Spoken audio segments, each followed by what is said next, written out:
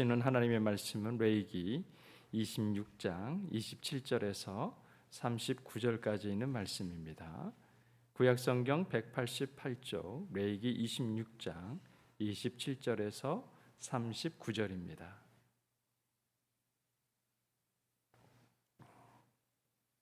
제가 봉독합니다.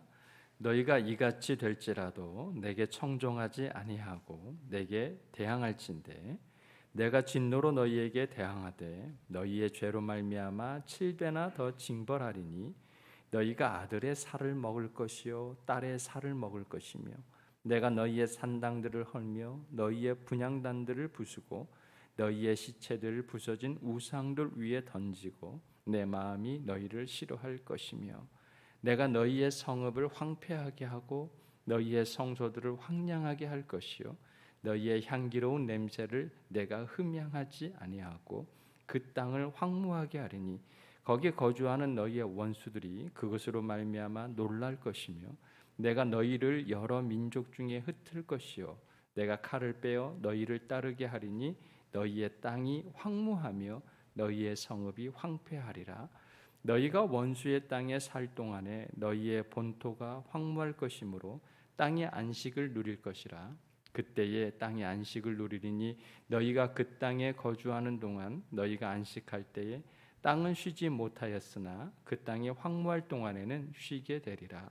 너희 남은 자에게는 그 원수들의 땅에서 내가 그들의 마음을 약하게 하리니 그들은 바람에 불린 잎사귀 소리에도 놀라 도망하기를 칼을 피하여 도망하듯 할 것이요 쫓는 자가 없어도 엎드러질 것이라.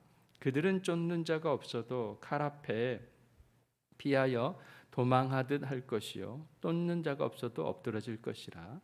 그들은 쫓는 자가 없어도 칼 앞에 있음같이 서로 짓밟혀 넘어지리니 너희가 원수들을 맞설 힘이 없을 것이요 너희가 여러 민족 중에 망하리니 너희의 원수들의 땅이 너희를 삼킬 것이라. 너희 남은 자가 너희의 원수들 앞에서 자기의 죄로 말미암아 쇠잔하며 그 조상의 죄로 말미암아 그 조상같이 쇠잔하리라. 아멘. 오늘 말씀은 어제 말씀에 이어지는 말씀인데요. 그러니까 불순종함으로 하나님을 떠난 자들에게 주어지는 재앙을 말하고 있습니다. 이번 재앙은 어제보다도 더 극심한 기근으로 시작을 하는데요. 어제 말씀에 또 두 번째 재앙의 기근에 관한 내용이었죠. 어제 말씀을 다시 한번 보죠. 19절과 20절인데 내가 너희의 세력으로 말미암은 교만을 꺾고 너희의 하늘을 철과 같게 하며 너희 땅을 녹과 같게 하리니 너희의 수고가 헛될지라. 땅은 그 산물을 내지 아니하고 땅의 나무는 그 열매를 맺지 아니하리라. 이것도 보통 재앙은 아니잖아요. 어떻게 이런 일이 있겠어요? 그런데 이와 있는 비교도 안 되는 재앙이 하나님을 무시하고 불순종하는 자들에게 임할 것을 예고하고 있는 것입니다. 다시 한번 우리 말씀 한번 보시죠. 27절에서 31절입니다. 너희가 이같이 될지라도 내게 청종하지 아니하고 내게 대항할진대. 놀라운 일이에요. 청종하지 않는 것은 곧 하나님을 대항하는 것이다. 순종하지 않는 것은 하나님을 대항하는 것인데 그들에게 내가 진노로 너희에게 대항하되 너희의 죄로 말미암아 7배나 더 징벌하리니 너희가 아들의 살을 먹을 것이요 딸의 살을 먹을 것이며 내가 너희의 산당들을 헐며 너희의 분향단들을 부수고 너희의 시체들을 부서진 우상들 위에 던지고 내 마음이 너희를 싫어할 것이며 내가 너희의 성읍을 황폐하게 하고 너희의 성소를 황량하게 할 것이요 너희의 향기로운 냄새를 내가 흠향하지 아니하고. 그러니까 이 재앙이 임하면 하나님을 무시하고 하나님의 뜻을 따라 살지 않는 사람들에게 내리는 이 재앙은 오늘 말을 보면은 먹을 것이 없어서 부모가 자녀를 잡아 먹을 것이라고 하는 이런 재앙이 누구로부터 나온 것입니까? 하나님이 내버려둬도 이렇게 된다는 것입니다. 먹을 것이 없다고 해서 사람이 사람을 먹지는 않아요. 재앙의 두려움과 고통이 하나님을 떠난 그 마음이 인간 존엄성까지 빼앗아간 것입니다. 하나님을 떠난 전쟁, 상상 초월하는 일들이 벌어지죠. 그래서 1차 세계대전, 2차 세계대전 겪고 난 다음에 다시는 이러지 말자, 이 깨달은 것이에요. 그리고 기독교 신앙 안에서도 사람의 원죄가, 사람의 죄악됨이 얼마나 잔혹한지를 깨닫게 된 것이죠. 이러한 끔찍한 일들이 실제로 일어났을까? 안타깝게도 성경 곳곳에서는 이런 일들을 기록하고 있습니다. 북이스라엘의 수도가 사마리아예요. 분단 북쪽과 남쪽으로 분열이 일어나고 난 다음에 북이스라엘에 모였던 사람들이 사마리아를 수도로 삼는데요. 아람 왕에게 포위를 당할 때가 있었습니다. 그때 사마리아 성에는 더 이상 먹을 것이 없게 된 거예요. 아람 왕은 사마리아를 포기하고 난 다음에 식량이 떨어질 때까지 기다렸던 것입니다. 이들을 극심한 굶주림에 빠뜨려서는 스스로 항복하도록 그렇게 만든 것이죠. 그러던 어느 날이었어요. 이스라엘 왕이 성벽 위를 거니고 있을 때 여인의 호소를 듣게 됩니다. 그 호소가 열왕기 하 6장에 기록되어 있습니다. 무슨 일이냐 하니 여인이 대답하되 이 여인이 내게 이르기를 내 아들을 내놓아라. 우리가 오늘 먹고 내일은 내 아들을 먹자 하며 우리가 드디어 내 아들을 삶아 먹었더니 이튿날에 내가 그 여인에게 이르되 내 아들을 내놓아라. 우리가 먹으리라 하나 그가 그의 아들을 숨겼나이다 하니라. 얼마나 참담한 일입니까? 육체의 욕구 앞에서 자식을 향한 모성애가 무너지고 말았던 것이죠. 왕도 이 여자의 말을 듣더니 너무나 기가 막혀서 자기 옷을 찢었습니다. 네 같은 왕의 한탄은 백성들의 고통 앞에서 아무것도 도울 수 없는 자신의 무력함에 대한 한탄이기도 하겠지만, 그러나 이러한 재난을 초래한 자신과 자신들의 백성의 그 죄에 대해서는 한탄함이 없어요. 애통해하지 않습니다. 왕과 백성은 회개하지 않죠. 회개할 정신과 신앙이 있는 사람은 아무리 배가 고프다 하더라도, 굶주리다 하더라도 자식을 위해서 내가 희생하면 희생했지 자식을 잡아먹는 일은 없죠. 이것은 하나님을 떠나게 되면 어떻게 되는지를 보여주고 있어요. 설사 이런 일이 아니더라도 자식이 부모를 죽이고 부모가 자식을 죽이는 일은 오늘날도 있는 걸 보니 이것이 뭐 그렇게 상상하지 못할 일은 아닌 것이죠. 하나님을 무시하는 사람이 사람인 줄 인정할까요? 하나님을 무시한다면 자기 합리화에 빠지게 돼요. 나의 분노에 대한 합리화, 나의 미움에 대한 합리화, 나의 살인을 범하는 그 죄악된 마음에 대한 합리화 속에서 살아가요. 하나님을 무시하고 순종하는 세대는 다른 말로 이야기하면 회개가 없는 세대입니다. 이 세대는 스스로 멸망을 자초합니다. 하나님을 무시하고 사는 세대들은 그래서 자신의 욕구, 자신을 합리화하기 위해서 우상을 만들고 섬겨요. 또 다른 그런 대상을 두고서 마음의 양심을 모른 척 해버리게 되는 것이죠. 그러니까 우상이라고 하는 것은 자신들이 하나님을 조종하고 싶어서 만들어낸 도구에 불과한 것입니다. 그 결과는 멸망이에요. 이스라엘 사람들이 우상을 숭배하는 이유는 하나님을 모르는 이방인들처럼 비와 풍요로운 수확을 얻기 위함입니다. 그러니까 놀랍죠. 하늘을 창조하시고 오우주주를 만물을 창조하신 그 하나님께 소원을 간구할 일이지, 우상을 만들어 놓고서는 거기에서 비를 구하고 수확의 풍요를 구하고 있으니 말입니다. 이런 기가 막힌 일들이 오늘날도 그대로 재현되고 있지 않습니까? 그런데 하나님께서 막으신 이 가뭄을 우상을 통해서 해결하고 하지만 이들에게는 재앙이 내렸습니다. 마치 이스라엘 사람들의 이런 어리석음들을 비웃기나 하듯이 우상 숭배자들이 병들거나 결국 굶어서 죽은 그 시체를 풍요를 준다라고 하는 그 우상들의 제단 앞에 던져지게 된 거예요. 거기에 쌓여놓은 거예요. 봐라, 너희가 믿는 신은 죽은 사신 아니냐? 그 신이 말을 하냐, 듣기를 하냐, 볼 수가 있느냐? 이것을 보라는 이야기입니다. 자, 이런 것들을 실제화하기 전에 우리들의 삶도 한번 살펴보면 똑같아요. 살아계신 하나님을 잊지 아니하고 내가 만든 허상을 의지할 때가 있죠. 하나님을 외면한다는 건 다른 게 아닙니다. 급할 때 내가 무엇을 생각하는지, 내가 누구를 찾는지를 보면은 알 수 있어요. 내가 하나님을 의뢰하지 않고 다른 무엇을 의뢰하고 있다는 뜻이니까요. 자, 마지막으로 이들에게 이 말 최악의 재앙은 이게 아니에요. 다른 것입니다. 그럼 뭘까요? 하나님이 이들을 떠나는 거예요. 떠나도록 하는 거예요. 도무지 하나님이 거할 수 없는 그런 상태가 되어버리게 되는 것이죠. 그리고 이들은 탕국으로 포로로 끌려가게 될 것입니다. 이때 이들이 살던 성은 폐허가 돼요. 이들이 사용하는 산당들은 다 물론이거니와 그리고 하나님이 약속의 장소에 있던 성전도 무너지고 맙니다. 거룩하신 하나님이 떠나면 성전은 더 이상 성전이 아닙니다. 하나님을 예배하는 자리에 하나님이 없으면 더 이상 예배가 아니에요. 하나님이 없는 자에서 내가 은혜를 받는다. 이미 하나님을 떠난 거예요. 하나님이 없어요. 근데 그 없는 걸 알지 못해요.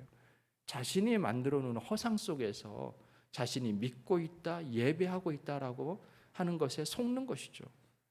거룩한 도성이라고 하는 예루살렘도 마찬가지입니다. 하나님이 떠나면 성만 남고 거룩은 빠져나오게 돼요. 없어요. 우리도 마찬가지죠. 하나님을 향해 믿는다, 예배한다, 그것만 남고 거룩은 우리에게 없어요. 우리는 부인할 수가 없어요. 내 안에 거룩함도, 내 안에 온유함도, 내 안에 신앙도 없다라는 것을 부인할 수가 없어요. 그런데 우리에게 감사한 거 한 가지는 우리가 그렇게 느껴질 때 우리는 무릎을 꿇을 수 있는 믿음이 있는 거예요. 하나님을 찾아요. 너무 마음이 힘들어요. 그리고 삶 속에서 그래서 기도의 자리를 사모하게 돼요. 여러분 복 받으신 거예요. 내가 살아있다, 내가 하나님의 사람이다라고 하는 건 여러분이 죄가 없거나 실수하지 않을 때가 아니에요. 입술로 범죄하지 않는다, 그런 때가 아니에요. 그 이후의 삶을 보셔야 해요. 내가 입술로 범죄를 하고 내가 낭망에 빠지고 실수를 하고 그런 죄를 저질렀을 때 내가 누구를 찾는가? 다시금 하나님의 전에 나와 애통한다고 한다면 저와 여러분은 복받은 사람입니다. 자, 이렇게 하나님이 떠난 자리에는 공의도 없고 자비도 없고 평강도 없습니다. 이 모든 것의 주가 되시는 하나님이 그곳에 없기 때문입니다. 이스라엘의 황폐해진 이 모습을 보고 이들을 침략한 원수들이 이들을 보고 놀랄 것이라고 말하고 있습니다. 32절을 보면요, 그 땅을 황무하게 하리니 그가 거기 거주하는 너희의 원수들이 그것으로 말미암아 놀랄 것이며, 기근과 전쟁에서 살아남은 사람들은 온 열방으로 흩어지게 되었습니다. 그런데 도망치는 그 무리들을 보면서 원수의 칼이 뒤쫓을 것이라고 말씀하고 있어요. 그러고 난 다음에 하나님을 무시하는 사람들이 사라진 그 자리에 무엇이 임한다고요? 황폐해진 그 땅에 안식이 찾아올 것이래요. 놀랍죠? 하나님의 징계가 있는 그 자리, 그 땅에 안식이 찾아온다. 34절과 35절에 너희가 원수의 땅에 살 동안에 포로로 끌려갔을 때 너희의 본토가 황무할 것이므로 땅이 안식을 누릴 것이라. 그때의 땅이 안식을 누리리니 너희가 그 땅에 거주하는 동안 너희가 안식할 때에 땅은 쉬지 못하였으나 그 땅이 황무할 동안에는 쉬게 되리라.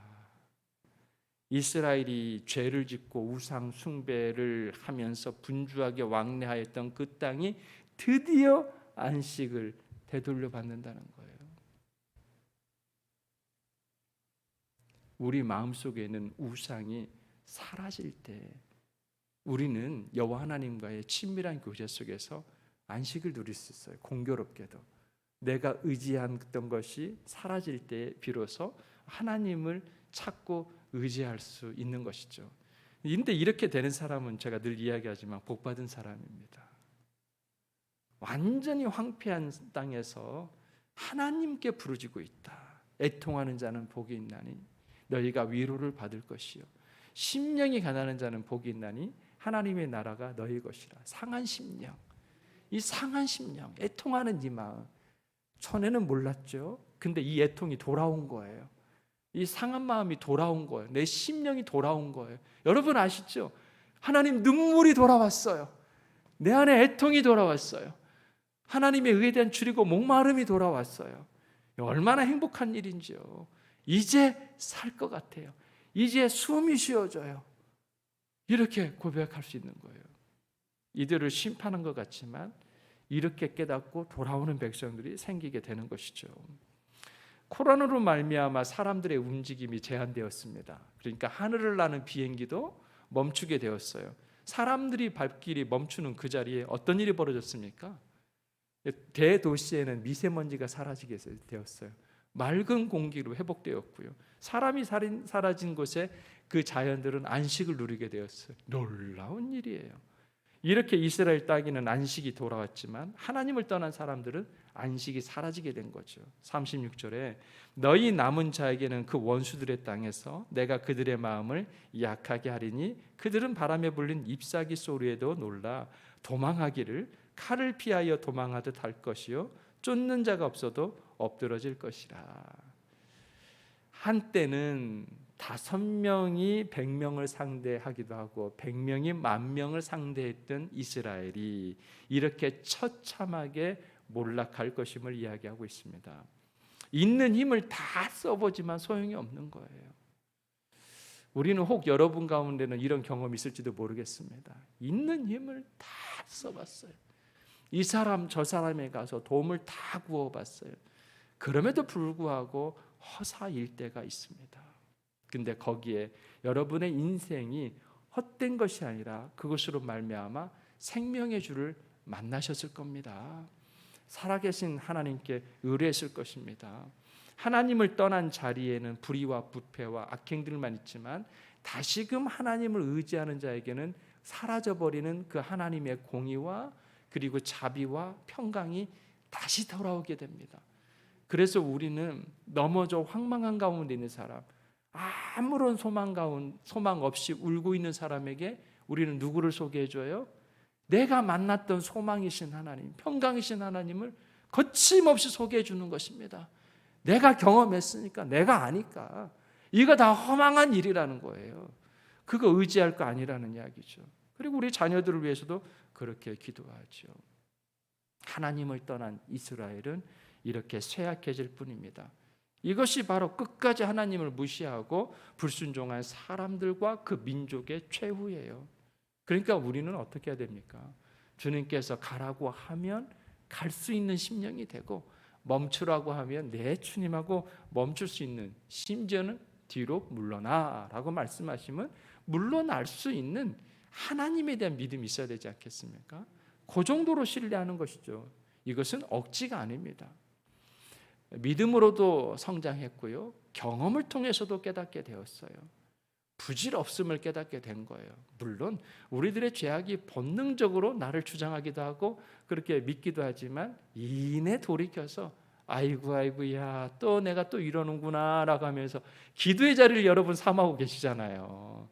아버지 또 제가 이렇습니다. 또 내 말이 또 내 입술이 더 험악해집니다. 또 내 생각이 부정적으로 생각으로 이렇게 이어지고 있습니다. 또 다시 누군가를 저주하고 있습니다. 하나님께 다시금 돌아오는 거예요. 주님은 말씀만 하시지 않고 말씀하신 그곳에 언제나 함께 하십니다. 그걸 알기 때문에 가라고 하는 자리에 갈 수 있고 멈추라고 하는 자리에 멈출 수 있고 뒤로 물러나라고 할 때 물러날 수 있어요. 왜 그래요? 거기에 하나님이 계십니다. 이런 노래가 있더군요. 주님의 마음이 있는 곳에, 주님의 시선이 있는 곳에 나도 있기를 원합니다. 광야에, 어디예요? 광야에 꽃을 피우고 사막에, 어디예요? 사막에 강물을 내시는 주의 놀라운 손길. 풀은 마르고 꽃은 시드나 주의 말씀은 영원할 것입니다. 하나님의 놀라운 이 은혜가 단비처럼 저와 여러분의 삶 가운데, 그리고 코로나 시즌에 여기저기서 막 코로나 우리 확진자들이 나오고 있죠. 우리 교회 성도들도 예외는 아닙니다. 오히려 그 자리가 안식의 자리가 될 수 있도록 우리 함께 간구하는 그런 관계가 될 수 있기를 소망합니다. 여러분의 삶 가운데 이런 은혜가 넉넉 강하게 임하시기를, 소망으로 오늘도 평안하시기를 주님의 마음으로 축원합니다. 하나님 아버지, 하나님께서 재앙을 주시는 이유가 무엇일까요? 상관없다면 내버려 두면 됩니다. 그런데 깨닫고 돌이킬 수 있도록 하나님께서는 애를 쓰고 계십니다. 역시 우리 아버지 하나님 맞습니다. 하나님, 우리도 이렇게 대해 주십시오. 우리에게도 이렇게 말씀해 주시면 깨닫고 돌이키겠나이다. 너무 아프지 않게, 하지만 돌아오고 깨달을 수 있도록 주여 인도하여 주시옵소서. 우리 가정의 자녀들 혹은 친척들 중에는 아직도 하나님을 몰라 방황하는 사람들이 있습니다. 주여 아버지, 우리의 입술에는 하나님의 그 말씀과 우리의 마음에는 그 사랑을 더하여 주사 우리 그런 관계에 있는 친척들과 자녀로 해서 기도하게 하여 주시옵고, 그들도 돌아와 하나님을 섬기고 따라가는 믿음의 사람, 복받은 사람 되게 하여 주시옵소서. 오늘 또 병중에 병원에서 혹은 각 가정에서 치료되고 회복되기를 기다리고 있는 사랑하는 교우들이 있습니다. 그가 코로나로 생긴 문제이든 어떤 질병으로 생긴 문제이든 이 모든 것이 깨끗한 나음을 입을 수 있도록 주님 인도하여 주시옵고, 아픈 그 자리에 하나님이 계시니 하나님을 만나며 동행하는 믿음의 성도들 되게 하여 주시옵소서. 오늘 또 기도하는 이 자리에 주님과 함께 걷는, 함께 동행하는, 그리고 그 마음을 나누고 위로를 받는 귀한 시간 되기를 소망하고 예수님의 이름으로 기도합니다. 아멘.